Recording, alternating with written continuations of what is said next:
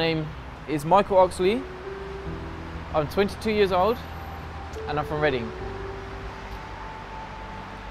Before I share this, I would just like to say that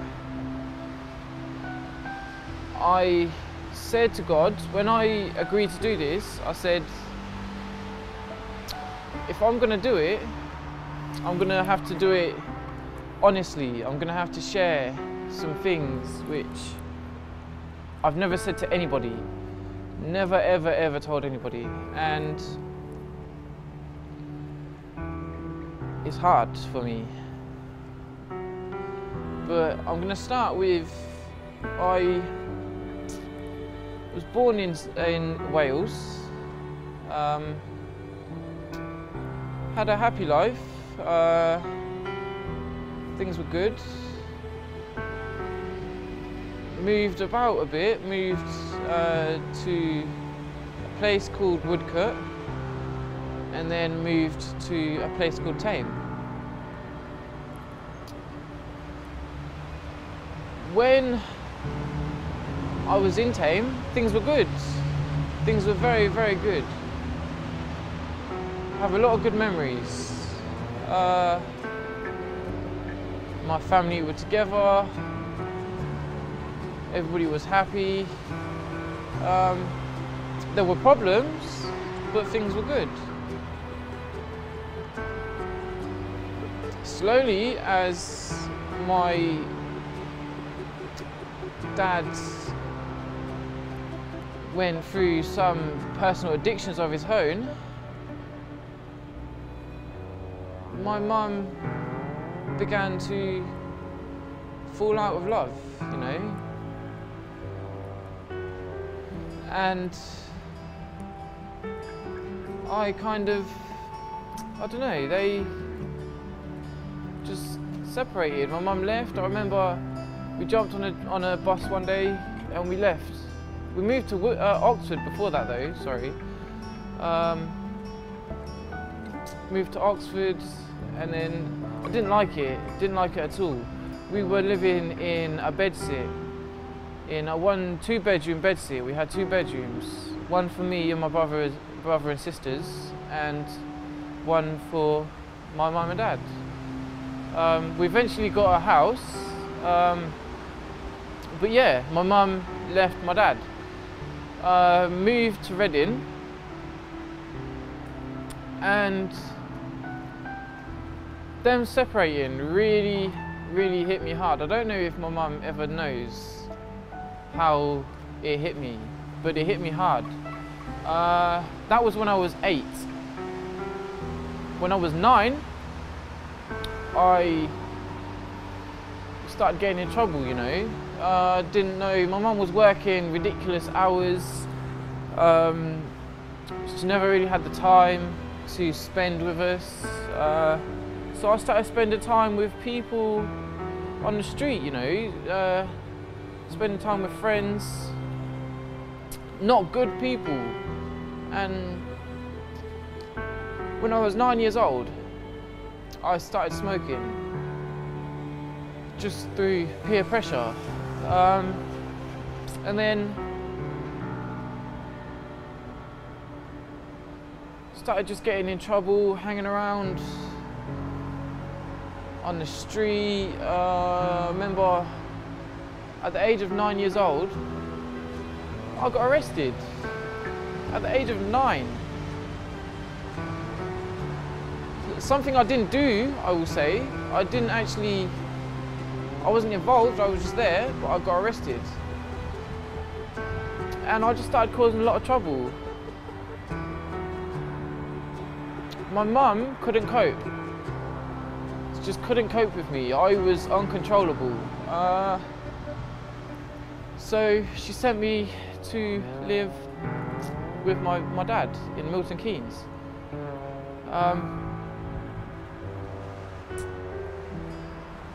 While I was there, you know, my dad was still struggling with his own addictions and wasn't really in a stable set of mind. I remember, you know, we never really had any money. It was always hard. He was working, I would say, but he had his own addictions. So the money was never there, you know.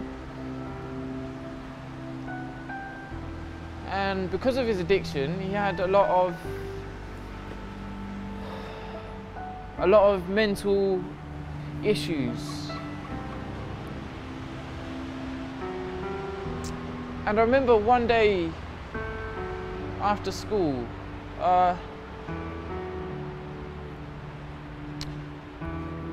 he came home from work and he just, I don't know, he just started to hit me, you know. It carried on for a few months. It was very tough.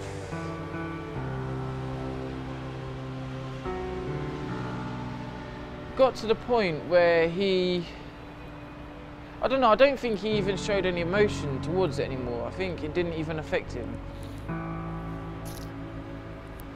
He used to do things like, to punish us, we would have to stand up against a wall with our hands like that and stay there the whole day. So it was very torturous. But anyway, one day he came home from work and somebody at school had said something about that I had bullied them or something, I can't remember what. So he said that he's going to show me what it's like to be bullied. And he started to hit me. When he was hitting me, he was counting how many times he did it. And I remember him counted to 80. So the social services, I went to school the next day and I was just like, I don't know, I remember I was in the PE cloakroom, changing room, and I just called my teacher in and I showed the teacher what he had done. And they phoned social services, got in touch with my mum. My mum came and picked me up and I went back to Reading. I was still smoking at this time, I was still doing things that I shouldn't be doing. My mum, I don't think ever knew what was going on in my head at that time. I was 11 years old and struggling with that, like, I was so emotional, and she was a single mother, 4 children. She didn't have the time to spend with us.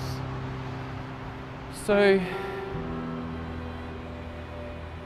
I don't know, she just never really noticed how I was feeling.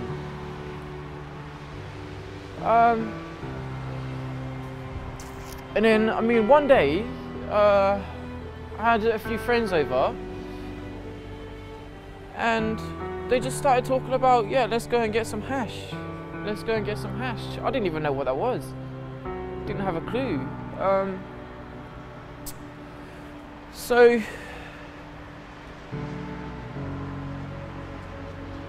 we went and got it and just smoked it in my house, you know, just sat in my house and just smoked it.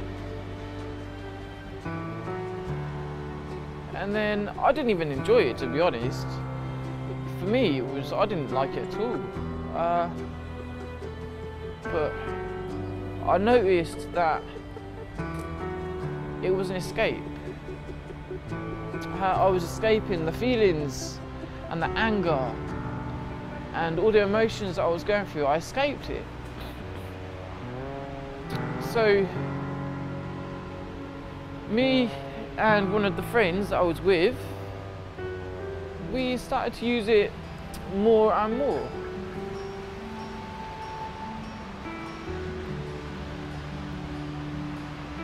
carried on smoking for, I don't know, a few months, and then we decided to get some cannabis, some actual like cannabis, herbal, and from then, wow, I mean, that was my drug of choice, man. That just took me completely away from everything. Smoked it, and then, I mean, I would spend like every day of the week, I would go and get some weed and bunk off of school with my friend, go get some weed. We'd go to Asda and we would get a bottle of vodka. And we would bunk off of school and we would just get mash up. For me, I was just avoiding life, as in like the feelings and emotion, and yeah, I felt like I couldn't really cope with the emotion, so I didn't want to deal with it. It affected me a lot because by the time I did my GCSEs, I mean, I was smoking every day, every single day, and did my GCSEs and I finished school, but I didn't get not a thing from school really. So when I finished school, I would just spend all day, every day, just sat at home smoking.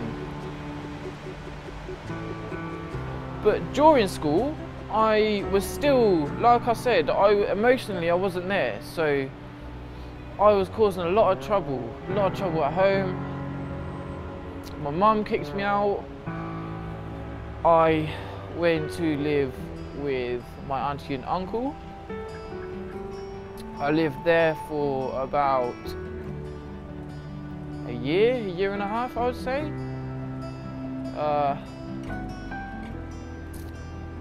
And then I went to live with my nan. When I was at my nan's is when things took a real turn for the worse. I started getting involved with, well, I met a friend who, he used to take cocaine, he used to take pills, he used to take all kinds of drugs.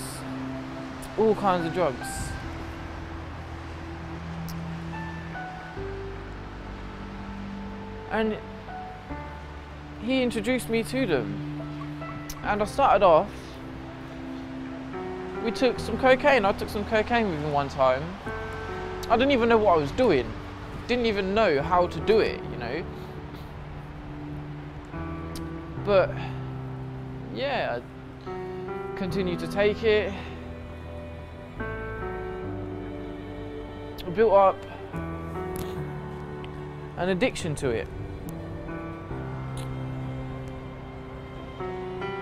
Now, to fund this addiction, I mean, I was working, but my addiction became, I was taking it every day. So, to fund a habit like that, to spend 40 to 80 pounds a day on cocaine, plus smoking weed, I mean, at this time I was smoking probably 50 pounds a day on weed. So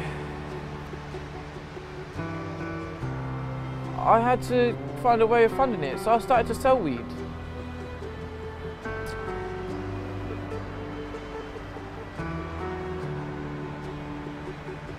There were times where I didn't have no money. An addiction like that, I mean, I needed to use every day, or I felt like I needed to use every day. So I mean, I started to steal money.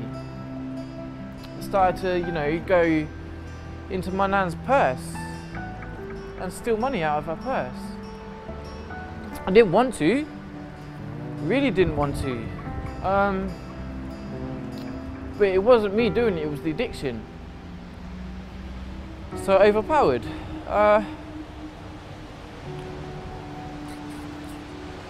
I got to probably 18, I would say, 19, 18 I reckon. And I decided to stop selling drugs. Completely decided to stop selling them. And it was a great thing. I felt so good about doing it, but then at the same time, I still had the addiction. Still, I was battling. How am I going to fund this addiction? I didn't want to quit. Did not want to quit. So I started to steal money more, you know. Went to my nan's purse and found not only a bank card, but a PIN code as well. So, without thinking, I took it and I went to the cash point and drew out her money. Drew out a ridiculous amount.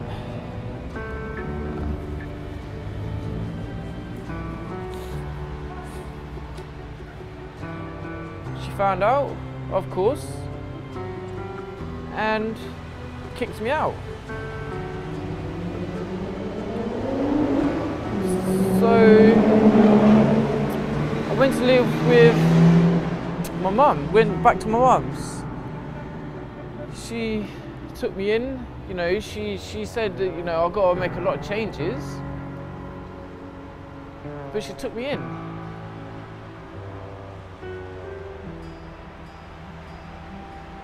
I still had the addictions, and I mean, I was working, so I had money, so, you know, it was going okay.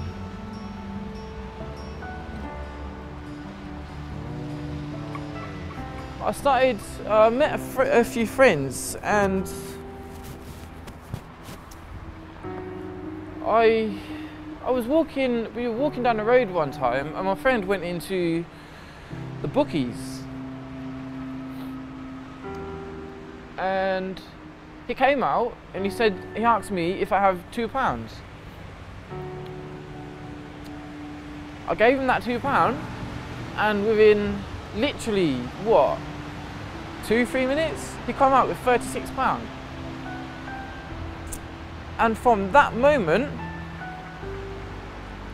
I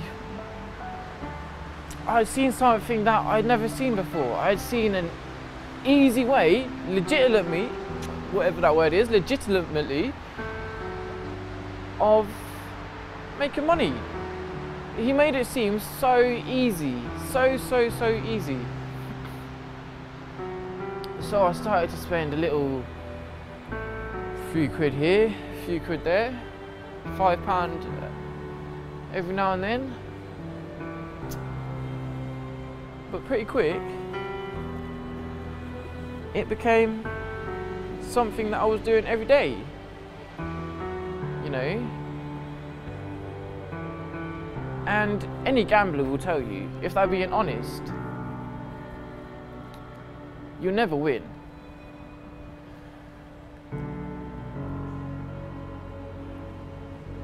I mean, I was spending ridiculous amounts of money a day. I was spending up to £20–30 a day in the bookies, on the roulette machines in there.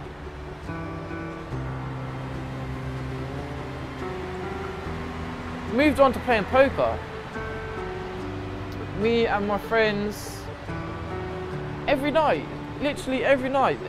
I'm telling you, if I wasn't at work, not even just every night, if I wasn't at work, I was playing poker.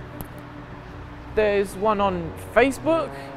There's, you know, there's poker websites all over the internet. We would play poker in his house. I was playing poker and I couldn't get enough. We played it all the time. I started to sell drugs again at that time, and I was taking all kinds of drugs, you know. So not only did I have a gambling addiction, I had drug addictions. I was taking coke, I was taking pills, I was smoking 50 pounds of weed a day. I was taking just everything. I mean, I even took what's GHB is what is known as date rape. I even voluntarily took that.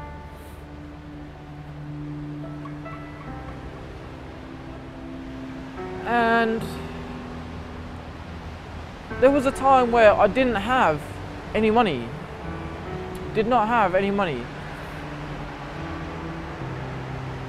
And I was on a poker website. I was high, completely out of my face, and, you know, didn't learn a lesson. Went back down to my mum's purse and took her bank card again. And, you know, I emptied her account. Literally emptied her account. In that one night, emptied her account.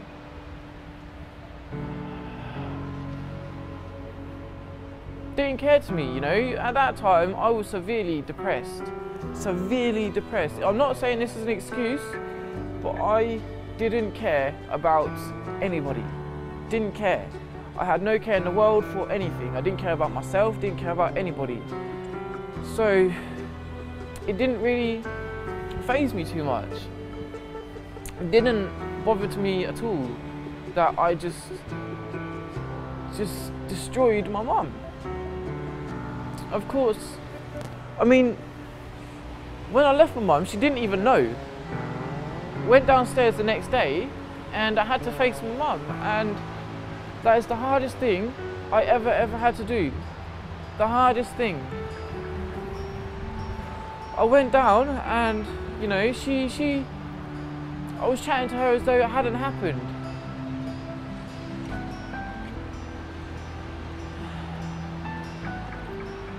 I remember she bought me a packet of sweets, and eating those sweets, I just felt so hurt. Like, I was just running over my head. How could I do this? How could I do this? So I knew that she was going into town and that she was going to go and check her bank.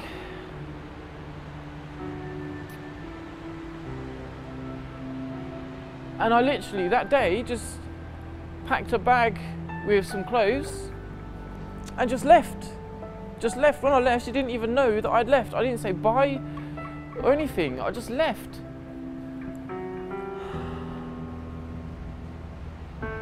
And for around a week, I was staying out on the street. I was sleeping outside, and all through this time, every single day, I was in tears, you know. I was just, that is when I felt sorry. I couldn't do it no more. I was just like, I don't know. From that moment, I gave up taking coke. I was still smoking weed, and I was still gambling and things, but I stopped to take coke.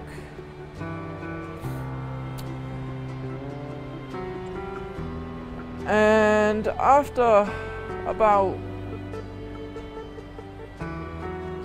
a week and a half,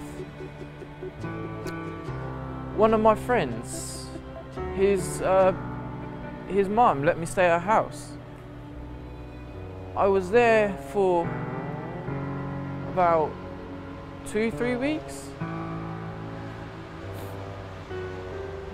and I got my own place.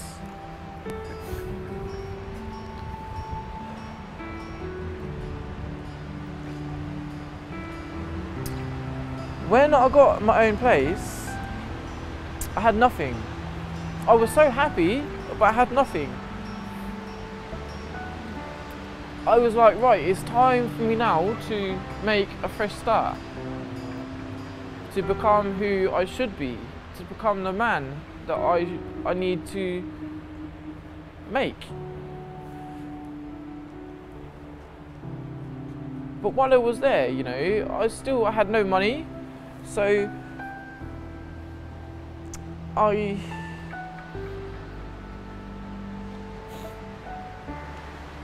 couldn't afford to get anything. All I had in my little 1-bedroom shared house was a bed, a chest of drawers, and a sofa. That's all I had. I had nothing. Nothing at all. And I was severely, severely depressed. When I say I was depressed, I mean I was suicidal. Absolutely suicidal.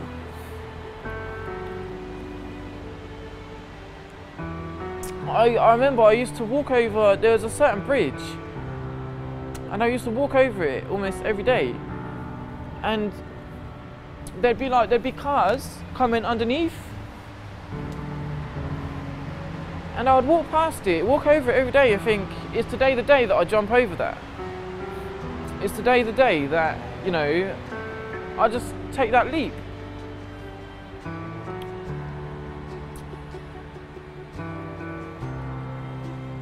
While I was living in that house, my sink I had a sink in my room and it got blocked. I phoned up my landlord and I said to them, look, the sink's unblocked, can you go in and unblock it? When they went into my room, they saw that I had nothing. I had absolutely nothing. So they assumed that I wasn't really living there. So they put a lock on the door and they said that I'd abandoned the place. So I'm homeless.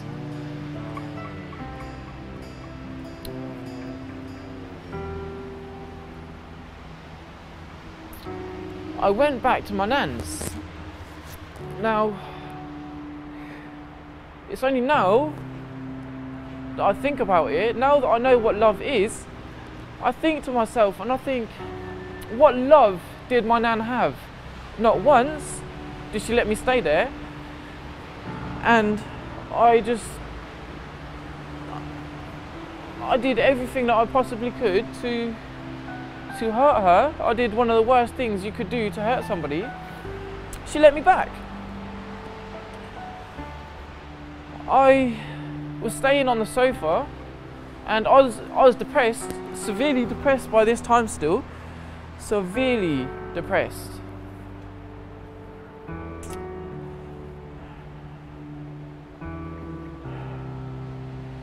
I remember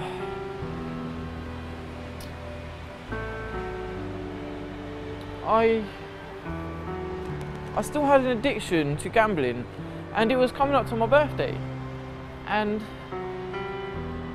she got me a laptop, and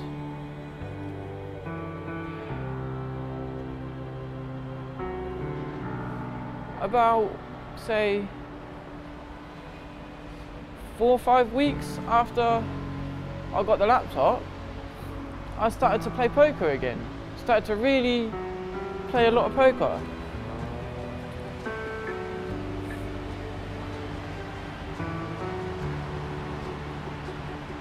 And you know, I did the same thing again. I don't know why. I mean, Satan was just controlling me. I was a pawn for Satan to play with. I took a bank card, I went onto the website, and I emptied her account, completely emptied her account. From there, she found out, obviously. The bank phoned her. She didn't actually find out for a few days, and the bank phoned her. And that's where she found out. She kicked me out, and I was homeless.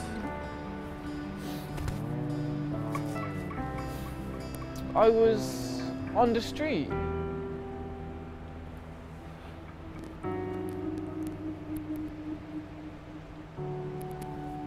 For a couple of weeks, I was staying at a friend's house.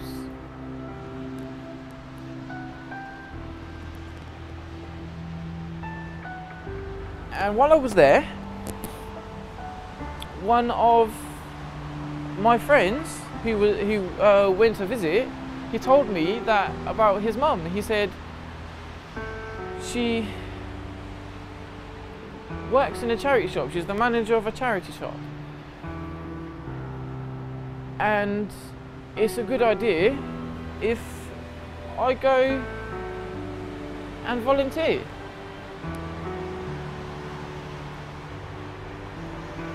I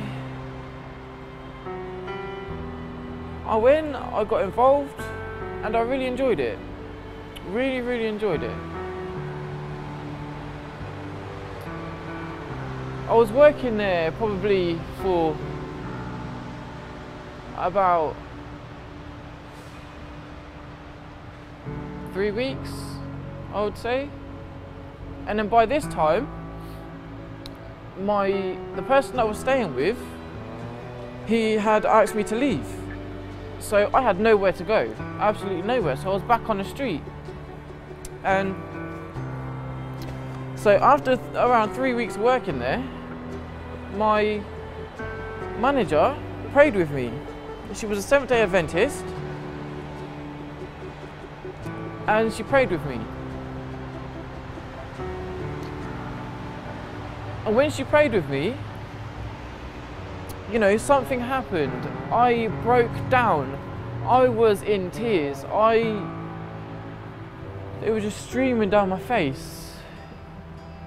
And something happened inside. I felt something.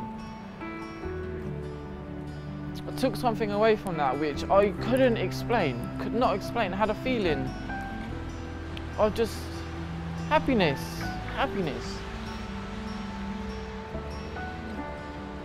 And she left it as that. She just prayed with me and left it. From that day, I mean, for years previous to that, I was on antidepressants. And from that day, I haven't taken an antidepressant. I had a peace inside which was just amazing.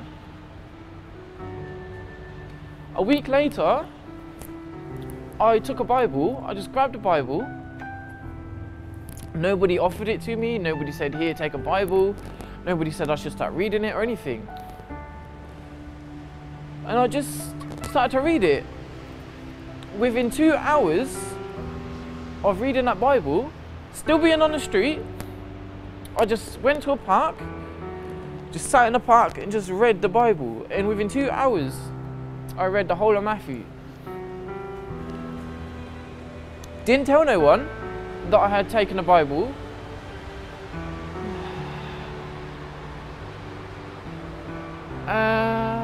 A week after that, my manager, she got hold of me. She phoned me at work and she said, there's a lunch at the church plant that she goes to. Every last Sabbath of the month, at that church plant, they had a lunch. And she invited me along. And when she invited me, I said to her, I'll come for the service as well. So, you know, I went for the service, and the people there were just so, I don't know, I couldn't explain it at the time. They were just so loving, something that I'd never ever felt before. They were loving.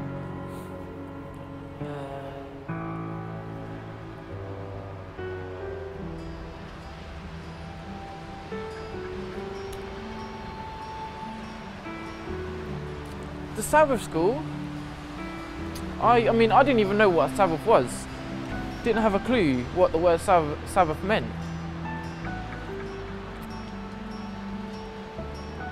And they kind of, I don't know, the Sabbath school there, they just explain things so well.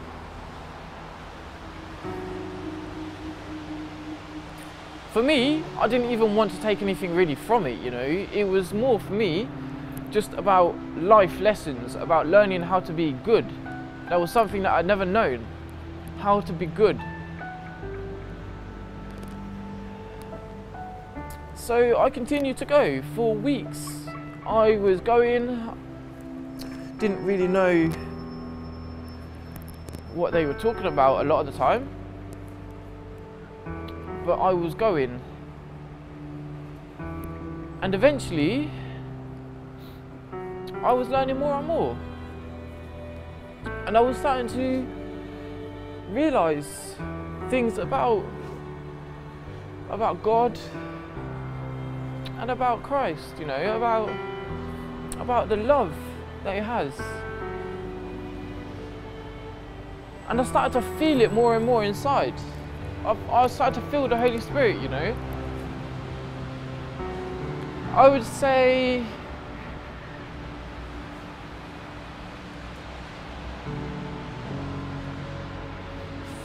four and a half months after I'd first started going to church, I started going to Wednesday night prayer meeting. And at this time, I felt like a Christian. I felt like a Christian. And I was receiving the blessings that God was prepared to give me. And I was recognizing them. I mean, from the day that I went to church,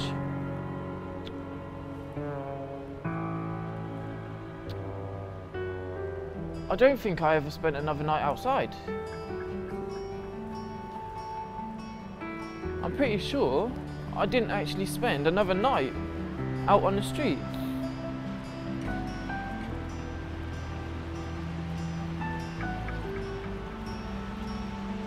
There were times where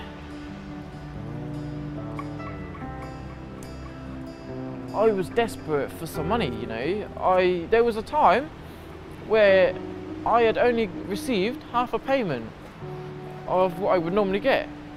And that week, I needed the money. I really, really needed the money. And I had never in my life had a tax rebate, but that one week, God sent me a tax rebate. And it was amazing, you know. How could it be just coincidence? How could it just, you know, that isn't something that happens. That's not something that happens. It wasn't more than I would usually get either. It wasn't less than I would usually get. It was the exact amount that I would normally receive. So, you know, God doesn't give you what you don't need.